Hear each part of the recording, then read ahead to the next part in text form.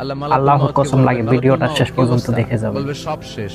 ভালো লাগলে ভিডিওটা শেয়ার করে দিবেন, লাইক করবেন এবং সাবস্ক্রাইব করে আমাদের পাশে দেখা থাকবেন। যায় না। আল্লাহ বলবেন জিনদেরকেও শেষ করে ফেলো, রূহ কবজ করো। মালাকুল মাউত আজরাইল জিনদের রূহ কবজ করবে। আল্লাহ এবার জিজ্ঞেস করবে, ইয়া মালাকাল মাউত আখবিরনি মা ইয়াবকা, এবার বলো আর কে বাকি? মালাকুল মাউত বলবে, আল্লাহ মানুষগুলো সব শেষ, জিনগুলাও শেষ, এবার বাকি ইবলিস শয়তান। কে বাকি? ইবলিসরেও শেষ করো, ইবলিসও শেষ। আল্লাহ আবার জিজ্ঞেস করবেন, ইয়া মালাকাল মাউতি মা ইয়াবকা, আর কে বেঁচে আছে বলো?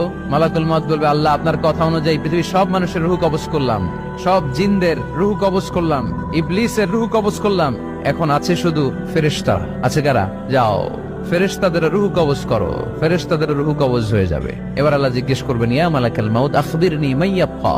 মালাকুল মাউত বলবে, আল্লাহ আপনার কথা মতো ধরে ধরে সব শেষ, ফেরেশতাও শেষ, 4 জন ছাড়া। কয়জন ছাড়া? জোরে বলেন, কয়জন ছাড়া? ইসরাফিল, জিব্রাইল, মিকাইল,